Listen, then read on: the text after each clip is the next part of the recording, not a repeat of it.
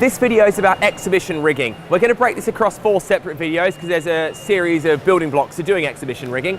But I'm here at Excel in London right now, and you can see behind me there's a series of trusses. Now we use rigging to hang graphics, to hang lighting, to hang video screens, and hang sound systems. On this particular project, which is quite a major stand, we've got all of those elements hung from the rigging.